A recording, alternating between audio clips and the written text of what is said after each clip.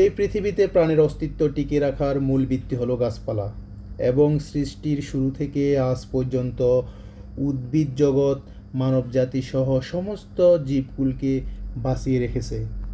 গাছপালা সালোকসংশ্লেষণ প্রক্রিয়ার মাধ্যমে বাতাসে ক্ষতিকারক কার্বন ডাই অক্সাইড গ্রহণ করে আমাদের বেঁচে থাকার প্রধান উপাদান অক্সিজেন ত্যাগ করে এবং বৈশ্বিক উষ্ণতা কমিয়ে তাপমাত্রা নিয়ন্ত্রণে রাখে ও পর্যাপ্ত বৃষ্টিপাতে সাহায্য করে।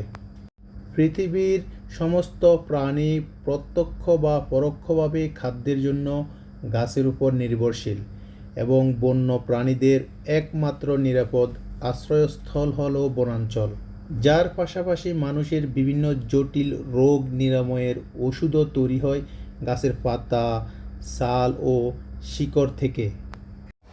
গাছপালা আর উদ্ভিদ হলো আমাদের এই পৃথিবীর একদম শুরুর গল্প, যা ছাড়া আজ মানুষের কোনো অস্তিত্বই থাকতো না। কোটি কোটি বছর ধরে এই সবুজ গাছপালাই নিঃশব্দে বাতাস থেকে বিষাক্ত কার্বন ডাই অক্সাইড শুষে নিচ্ছে, আর তার বদলে আমাদের বুক ভরে শ্বাস নেওয়ার জন্য ফিরিয়ে দিচ্ছে অমূল্য অক্সিজেন, যা না থাকলে পৃথিবীর বুকে প্রাণের কোনো স্পন্দনই থাকতো না।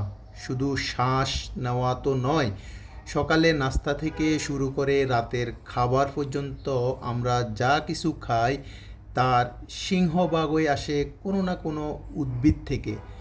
এমনকি বনের পশু পাখিরাও বেঁচে থাকার জন্য পুরোপুরি এই গাছপালার উপর নির্ভর করে থাকে। মানুষ যখন রোগে শোকে ভুগেছে, তখনও এই গাছপালায় পরম বন্ধুর মতো তার ঔষধি গুণ দিয়ে আমাদের সুস্থ করে তুলেছে, যার সিলসিলা আজ আধুনিক চিকিৎসার যুগেও সমানভাবে সত্যি। আবার এই গাছগুলোই মাটির নিচে তাদের শিকড় চালিয়ে দিয়ে পুরো পৃথিবীকে শক্ত করে ধরে রেখেছে, যাতে সামান্য বৃষ্টিতে পাহাড় ধসে না যায় কিংবা উর্বর মাটি ধুয়ে মুছে নদীগর্ভে হারিয়ে না যায়। প্রশেদন প্রক্রিয়ায় গাছপালা আকাশকে মেঘ উপহার দেয়, সেই মেঘ থেকে বৃষ্টি হয়ে ঝরে পড়ে শান্ত করে তৃষ্ণার্ত ধরণীকে, আর এইভাবে সচল থাকে পৃথিবীর পুরো পানিচক্র এবং নিয়ন্ত্রণে থাকে বৈশ্বিক উষ্ণতা। আমাদের বাংলাদেশের গল্পে তো গাছপালার ভূমিকা আরও বেশি আবেগ এবং অস্তিত্বের সাথে জড়িয়ে আছে। বঙ্গোপসাগরের কোল ঘেঁষে দাঁড়িয়ে থাকা আমাদের সুন্দরবন যেন এক পরম জননী, যে নিজের বুক পেতে দিয়ে প্রতি বছর শিডর, আইলা বা আমফানের মতো এক একটা প্রলয়ঙ্কারী ঘূর্ণিঝড় আর জলোচ্ছ্বাসের গতি থমকে দেয় এবং রক্ষা করে কোটি মানুষের প্রাণ।